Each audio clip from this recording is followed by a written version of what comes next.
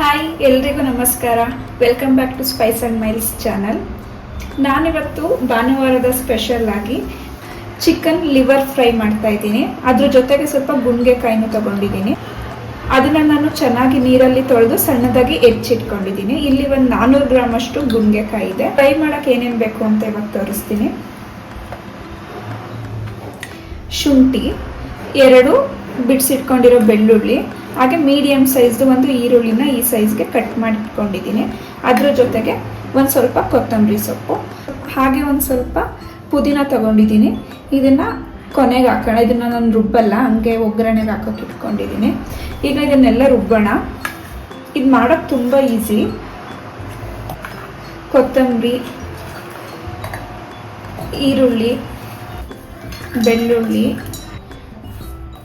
ಶುಂಠಿ, ಗರಂ ಮಸಾಲೆ ಅಥವಾ ಚಕ್ಕೆ ಪುಡಿನ ಹಾಕೋಬೇಕು. ನಾನು ಇದರಲ್ಲಿ ಒಂದು 1/4 ಸ್ಪೂನ್ ಅಷ್ಟು ಹಾಕಿದ್ದೀನಿ. ಚಿಟಿಕೆಯಷ್ಟು ಅರಿಶಿನ ಪುಡಿ ಹಾಕ್ತಾ ಇದ್ದೀನಿ. ಸ್ವಲ್ಪ ನೀರು ಹಾಕಿ ಇಷ್ಟು ತೆಳುವಾಗಿ ರುಬ್ಕೋಬೇಕು. ನೀವು ಇದನ್ನ 2 ರೀತಿನಲ್ಲೂ ಮಾಡ್ಬೋದು. ನಿಮಗೆ ಗೊಜ್ಜು ಬೇಕಾಗಿದ್ರೆ ಈ ಥರ ರುಬ್ಬಿ ಮಾಡ್ಬೋದು. ಇಲ್ಲ ನಿಮಗೆ ಡ್ರೈ ಆಗಬೇಕು ಅಂದರೆ ಈರುಳ್ಳಿನ ಸಣ್ಣದಾಗಿ ಹೆಚ್ಚಿ ಹಾಗೆ ಬೆಳ್ಳುಳ್ಳಿ ಮತ್ತು ಶುಂಠಿನ ಕುಟ್ಟಿ ಹಾಕಿದರೆ ಡ್ರೈ ಆಗಿ ಕೂಡ ಮಾಡ್ಬೋದು. ಇವಾಗ ಇದನ್ನು ಮಾಡೋ ವಿಧಾನನ ನಾನು ತೋರಿಸ್ಕೊಡ್ತೀನಿ. ನಾನಿಲ್ಲಿ 400 ಗ್ರಾಮ್ಗೆ ಒಂದು 3 ರಿಂದ 4 ಚಮಚದಷ್ಟು ಮಾತ್ರ ಎಣ್ಣೆ ಹಾಕೋತಾ ಇದ್ದೀನಿ. ನೀವು ಇದಕ್ಕೆ ಸ್ವಲ್ಪ ಎಣ್ಣೆನ ಕಡಿಮೆನೇ ಹಾಕಬಹುದು. ಈ ಗುಂಡ್ಕಾಯಿ ಇರುತ್ತಲ್ವ, ಅದ್ರ ಸುತ್ತ ಆಲ್ರೆಡಿ ಚಿಕನ್ ಫ್ಯಾಟ್ ಇರುತ್ತೆ. ಅದರಿಂದ ನೀವು ಸ್ವಲ್ಪ ಎಣ್ಣೆ ಹಾಕೊಂಡ್ರು ಚೆನ್ನಾಗಿದೆ, ಎಣ್ಣೆ ಬಿಡುತ್ತೆ. ಇಲ್ಲಿ ನೋಡಿ, ಈ ಥರ ಕ್ಲೀನಾಗಿ ಕಟ್ ಮಾಡಿಕೊಂಡು ಸಣ್ಣದಾಗಿ ಹೆಚ್ಕೋಬೇಕು. ಆವಾಗ ಓಪನ್ ಆಗೇನೆ ಬೇಯುತ್ತೆ.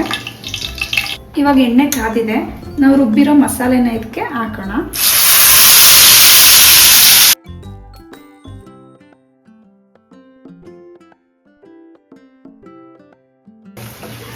ನೀವು ಈ ಲಿವರ್ ಫ್ರೈನ ರೊಟ್ಟಿ ಜೊತೆಗೆ, ರೈಸ್, ಚಪಾತಿ, ದೋಸೆ ಎದ್ರ ಜೊತೆಗೂ ತಿನ್ಬೋದು. ತುಂಬ ರುಚಿಯಾಗಿರುತ್ತೆ.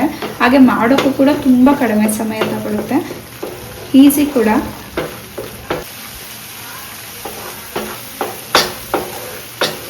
ಹಸಿ ವಾಸನೆ ಹೋಗಿದೆ. ಇವಾಗ ನಾನು ಸಣ್ಣದಾಗಿ ಹೆಚ್ಕೊಂಡಿರೋವಂಥ ಲಿವರ್ ಮತ್ತು ಗುಂಡ್ಕಾಯಿನ ಇದಕ್ಕೆ ಹಾಕ್ತಾ ಇದ್ದೀನಿ. ಅತಿ ಸಣ್ಣನೂ ಹೆಚ್ಚಬಾರ್ದು, ಮೀಡಿಯಮ್ ಸೈಜ್ಗೆ ಇಷ್ಟು ಹೆಚ್ಚಿದ್ರೆ ಸಾಕು. ಈ ಥರ ಈ ಸೈಜ್ಗೆ ಹೆಚ್ಕೊಂಡ್ರೆ ಸಾಕು.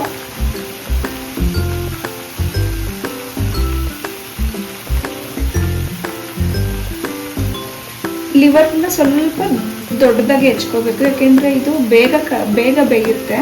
ಆಮೇಲೆ ತುಂಬ ಸಣ್ಣದಾಗಿ ಹೆಚ್ಚಿದ್ರೆ ಕರ್ಗೋಗ್ಬಿಡುತ್ತೆ. ನೋಡಿ, ಇಷ್ಟು ಸೈಜ್ಗೆ ಲಿವರ್ನ ಹೆಚ್ಕೋಬೇಕು.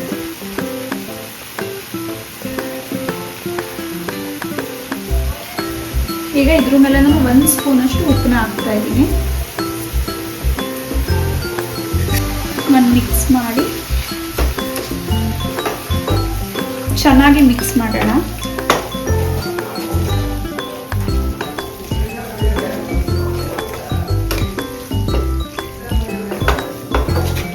ಇದ್ರ ಮೇಲೆ ಒಂದು ಪ್ಲೇಟ್ ಮುಚ್ಚೋಣ. ಈಗ ಒಂದು 5 ನಿಮಿಷ ಇದು ಚೆನ್ನಾಗಿ ಬೇಯ್ಕೊಳ್ಳಿ. ಲಿಡ್ ಓಪನ್ ಮಾಡೋಣ. ಈಗ ಆಲ್ಮೋಸ್ಟ್ ಲಿವರ್ ಎಲ್ಲ ಬೆಂದಿದೆ. ಹಾಗೆ ಸುತ್ತ ನೀವು ನೋಡ್ಬೋದು ಎಣ್ಣೆ ಕೂಡ ಬಿಟ್ಕೊಂಡಿದೆ. ನಾವು ಹಾಕಿದ್ದೊಂದು 3 ಸ್ಪೂನ್ ಎಣ್ಣೆ, ಆದರೆ ತುಂಬ ಎಣ್ಣೆ ಬಿಟ್ಕೊಂಡಿದೆ. ಇದೆಲ್ಲ ಗುಂಡ್ಕಾಯಲ್ಲಿ ಇರುತ್ತಲ್ಲ ಫ್ಯಾಟು, ಅದರಿಂದ ಬಿಟ್ಕೊಂಡಿರೋ ಎಣ್ಣೆ. ಈ ಥರ ಚೆನ್ನಾಗಿ ಕುದೀತಾ ಇರೋ ಲಿವರ್ ಫ್ರೈಗೆ ಈಗ ನಾವು ಒಂದು ಮೈನ್ ಇಂಗ್ರೀಡಿಯೆಂಟ್ಸ್ನ ಆ್ಯಡ್ ಮಾಡೋಣ. 1 ಸ್ಪೂನ್ ಖಾರದ ಪುಡಿ, ಅರ್ಧ ಸ್ಪೂನ್ ಧನಿಯಾ ಪುಡಿ. ಇಷ್ಟನ್ನ ಆ್ಯಡ್ ಮಾಡಿ ಸ್ವಲ್ಪ ತಿರುಗಿಸೋಣ. ನೋಡಿ, ಇವಾಗ ಗೊಜ್ಜು ಒಂದು ಕನ್ಸಿಸ್ಟೆನ್ಸಿಗೆ ಬಂತು.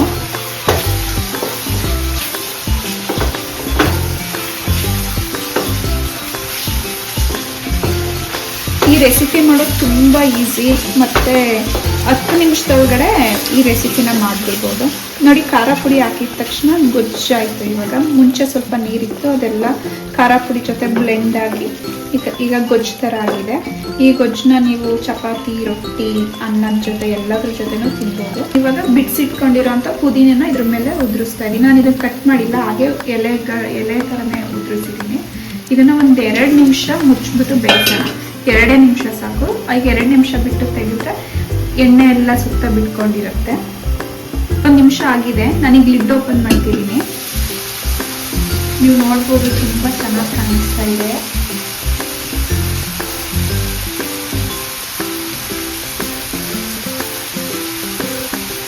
ತುಂಬ ಈಸಿಯಾಗಿ ರೆಸಿಪಿನ ಮಾಡ್ಬೋದು. ನೀವು ಕೂಡ ಮನೇಲಿ ಒಂದ್ಸಲ ಟ್ರೈ ಮಾಡಿ ಹೇಗಿತ್ತು ಅಂತ ಕಮೆಂಟ್ ಮಾಡಿ. ಟೇಸ್ಟ್ ಕೂಡ ತುಂಬ ಚೆನ್ನಾಗಿರುತ್ತೆ. ನಾನಿವತ್ತು ಇದನ್ನ ಅಕ್ಕಿ ರೊಟ್ಟಿ ಜೊತೆ ಸರ್ವ್ ಮಾಡ್ತಾ ಇದ್ದೀನಿ. ಈ ರೆಸಿಪಿನ ತುಂಬ ಈಸಿಯಾಗಿ ಮಾಡ್ಬೋದು ಮತ್ತು ಯಾವುದೇ ಜಾಸ್ತಿ ಮಸಾಲೆ ಕೂಡ ಬೇಕಾಗಿಲ್ಲ. ತುಂಬ ಕಡಿಮೆ ಐಟಮಲ್ಲಿ ತುಂಬ ಕಡಿಮೆ ಸಮಯದಲ್ಲಿ ಮಾಡ್ಬೋದು. ನೀವು ಮನೇಲಿ ಇದನ್ನು ಟ್ರೈ ಮಾಡಿ ಹೇಗಿತ್ತು ಅಂತ ಕಮೆಂಟ್ ಮಾಡಿ. ಮುಂದಿನ ವಿಡಿಯೋದಲ್ಲಿ ಸಿಗೋಣ. ಅಲ್ಲಿವರೆಗೂ ನಗು ಇರಲಿ. ನೀವು ಈ ಪೇಜ್ನ ಇನ್ನೂ ಸಬ್ಸ್ಕ್ರೈಬ್ ಮಾಡ್ಕೊಂಡಿಲ್ಲ ಅಂದರೆ ಸಬ್ಸ್ಕ್ರೈಬ್ ಮಾಡಿ. Thank you.